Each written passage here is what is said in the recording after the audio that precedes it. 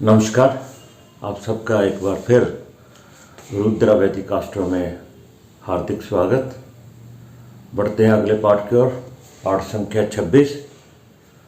हमारा विषय पूर्व जन्म शाप और उसके अंतर्गत आने वाले भ्रातृ शाप के हम पीछे कुछ श्लोकों की चर्चा कर चुके हैं और आज हम भ्रातृ शाप के निवारण हेतु जो उपाय के रूप में श्लोक दिए गए हैं पराशर जी महाराज ने, उनके बारे में जानेंगे कि उन्होंने क्या उपाय बताए हैं अगर भ्रातृ शाप हमारी किसी जातक की कुंडली में योग बनता है। सबसे पहले तो हमें ये जान लेना चाहिए, अगर कोई विद्वान या कोई ज्योतिषाचार्य या कोई पंडित ये बताए कि आपकी कुंडली में भ्रातृ शाप है तो ये उपाय करिए, तो आप ये जरूर जानें श्लोकों के थ्रू कि वाकई ही मेरी कुंडली में भ्रातृ शाप का दोष है। अगर है तो इधर उधर भटकने की बजाय जो श्लोकों में बताया गया है उसके अनुसार हमें करना चाहिए उपाय। पीछे हमने सर्प शाप के उपाय के बारे में जाना, पितृशाप के उपाय के में जाना और मातृशाप के। आज जो भ्रातृशाप का उपाय है ये थोड़े मुश्किल है,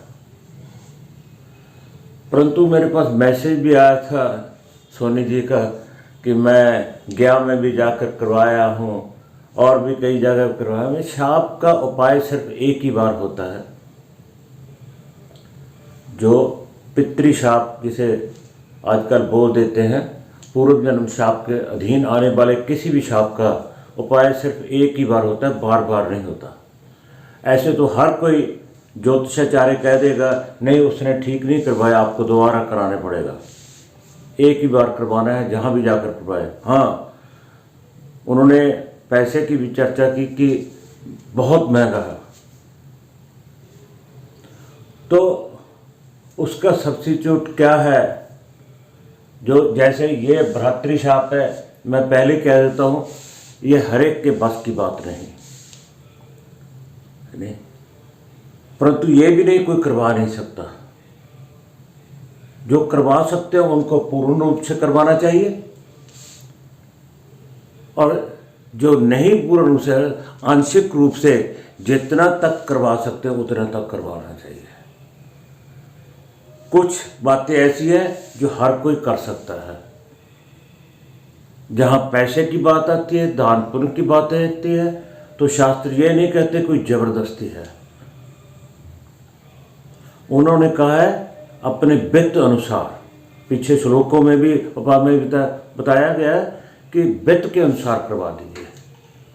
अगर पूर्ण रूप से जैसे यहाँ बताया गया, हम चर्चा करते हैं, पहले श्लोक ही पढ़ लेते हैं, उसके बाद फिर बाकी बात करेंगे। श्लोक क्या कहते हैं, जितनी बात हम करवा सकते हैं उपाय, अगर हमारे पत्रिका में ये शाप का दोष बनता है तब, यूं ही नहीं कोई आपको यूं ही कह दे कि आपके यहाँ पितृशाप है, मातृशाप। पहले जांचिए, खुद पढ़िए, श्लोकों में जाइए, क्या ऐसा कोई जितने श्लोक थे उनमें से कोई श्लोक आपके कुंडली के अनुसार है, फिर आप उसका निवारण कीजिए। श्लोक क्या कहते हैं, भ्रातृशापात् विमोचनार्थम। भ्रातृशाप के विमोचन के लिए, उपाय के लिए, शांति के लिए वंशस्य श्रवण हरे, हरिवंश पुराण की कथा जो है, हरिवंश पुराण का जो है उसे सुनना चाहिए। श्रवण हरे, मगर अगर कोई खुद कर सकता है तो वो सोने पे सुहागा है। अगर ये श्रवण उनके लिए है जो खुद हरिवंश पुराण की जो कथा है, जो पाठ है वो नहीं पढ़ सकते तो वो सुने।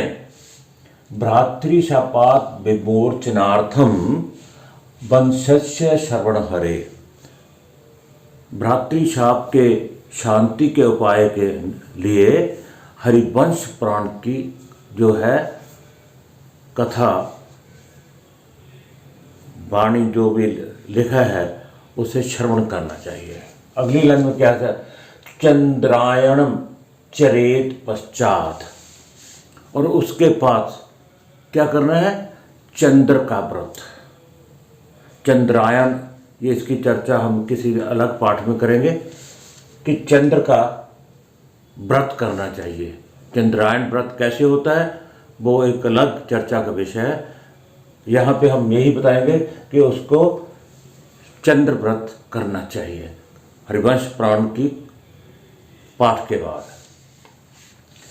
कावेर्याम विष्णु सन्निधो, और कावेरी नदी के नज़दीक विष्णु सन्निधो शालिग्राम, विष्णु जी का शालिग्राम जो कहते हैं कावेरी नदी के किनारे के नज़दीक, और विष्णु सन्निधि और शालिग्राम के पास अश्वत्थ स्थापनम कुर्याद, पीपल के पेड़ का वृक्षारोपण करना चाहिए। यानी कि शालिग्राम जो कि कावेरी नदी नहीं, गंगा से, गंगा नहीं, यमुना से, कोई भी पवित्र नदी है उसके नज़दीक, शालिग्राम के नज़दीक क्या पीपल का पेड़ लगाना चाहिए। यहाँ तक कुर्यात, ये सारे कोई ज़्यादा मुश्किल नहीं है। यहाँ तक ये जो है किसी के लिए मुश्किल नहीं है। यहाँ तक तो कम से कम अगर ऐसा योग बनता है भ्रातृशाप का, कर लेना चाहिए। और उसके बाद मुश्किल है, आम व्यक्ति के लिए असंभव है, परंतु जो करवा सकते हैं, जिनके समर्था है, उनको करना चाहिए। बाकी अपनी वित्त अनुसार कुछ ना कुछ जरूर करें। क्या कहते हैं? 10 धेनु च दाप्यते, 10 धेनु, धेनु दूध देने वाली, वो गाय जिनके साथ बछड़ा भी हो और दूध देती हूँ, 10 गौओं का दान करना चाहिए। और एक गौ आजकल के समय में 50-60 हज़ार से कम की नहीं है दूध देने वाली, जिसके पीछे बछड़ा भी हो। और 10 को बोला गया है, इसीलिए मैंने पहले बोल दिया था ये हर एक के बस की बात नहीं, मगर जिनके बस की बात है वो जरूर करें। बाकी अपने वित्त अनुसार करें। पत्नी हस्तेन, पत्नी के हाथों द्वारा, पुत्रेच्छु भूमि, पुत्रेच्छु भूमि फलदार भूमि, जहाँ पर फलदार वृक्ष लगे हों, पुत्रेच्छ भूमि, दद्यात् फलन्ति, जिस भूमि में फल लगे हों यानी कि बाग हो। पत्नी हस्तेन, पत्नी के हाथों,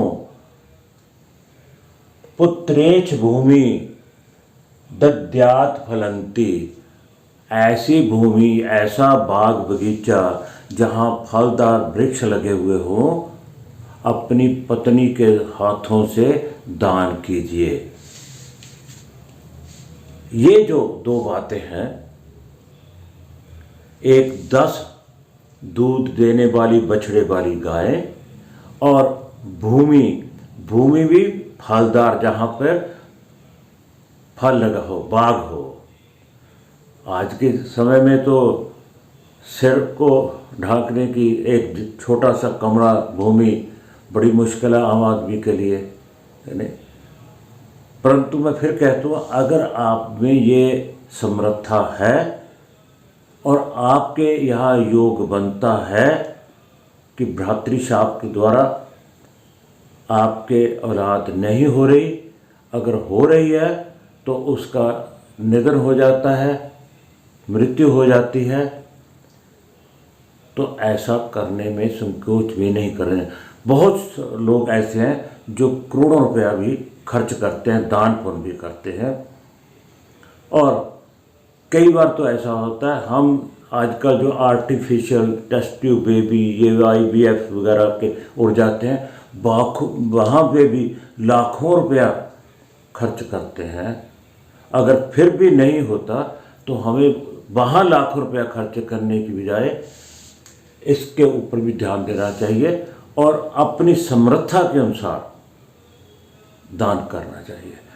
ऊपर का जो पाठ है, जो बातें बताई गई हैं कि हरिवंश पुराण का पाठ खुद करें या सुने, और उसके पश्चात चंद्रमा का व्रत कावेरी नदी के किनारे, किसी भी पवित्र नदी के किनारे, गंगा यमुना कावेरी कह दो, यानी विष्णु सन्निधो यानी कि शालिग्राम के पास पीपल का पेड़ लगाना चाहिए। यहाँ तक तो हर कोई कर सकता है। उसके बाद ये जो 2 बातें हैं ये अपनी वित्त अनुसार देखकर करनी चाहिए। और उसके बाद कहा क्या गया है, एवं च करुते भक्तस्य, ऐसा जो करना है भक्ति भावना के साथ करना है।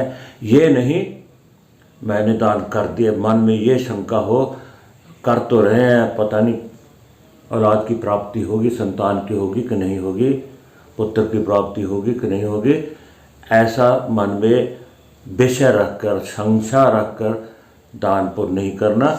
एवं च कुरुते भक्तस्य, बल्कि भक्ति भावना से करना है। और दूसरी बात क्या है, धर्म पत्नी समन्वित, अपनी धर्म पत्नी की सहमति के साथ, उसके साथ झगड़ा या करने उसके साथ करना है और भक्ति भावना से करना है। ऐसे नहीं वो विरोध करे, नहीं हम ऐसा पैसा नहीं खर्च करें, उनको साथ लेकर उनकी सहमति के साथ ये दान पुण्य करना है। आगे क्या लिखा है, ध्रुवम तस्य भवेत पुत्र। ध्रुवम का अर्थ यह है निश्चित तौर पे आपको पुत्र की प्राप्ति होगी, ऐसा करने से। ये शास्त्रों ने लिखा है, मेरी कोई बात नहीं इसमें, मैं तो कोशिश कर रहा हूँ उनको समझने की, आपको समझाने की नहीं, मैं खुद भी समझ रहा हूँ। ध्रुवम तस्य भवेत पुत्र, पुत्र ऐसा करने से ये निश्चित है। ध्रुवम का अर्थ यहाँ निश्चित है, पुत्र की प्राप्ति होगी। कुल वृद्धिश्च जायते, और कुल की वृद्धि होगी। कुल की वृद्धि कैसे मानी जाती है शास्त्रों में, पुत्र की प्राप्ति के बाद। तो ये थे उपाय के रूप में 3 श्लोक जो शास्त्रों में दिए गए हैं।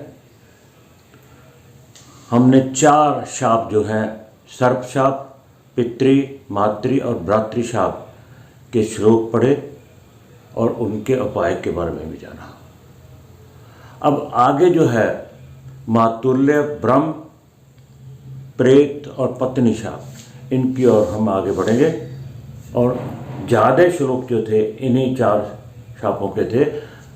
और मेन चर्चा में आप जब भी देखोगे, किसी भी ज्योतिषाचार्य या किसी विद्वान के पास जाते हैं तो इनकी चर्चा बहुत कम होती है। सर्प शाप की, भ्रातृ की, ब्रह्म शाप, मातुल्य शाप, मातुल्य मतलब मामा का, ननिहाल से, और प्रेत या पत्नी शाप, इनकी तो चर्चा ही नहीं होती, कोई बात ही नहीं करता। तो उनको भी हम जानेंगे, उनको भी निवारण के लिए क्या करना होगा, जो कुछ भी शास्त्र बताएंगे उसी की बात होगी। तो इस पाठ में इतना ही। कृपया पाठ को क्रम से पढ़िए।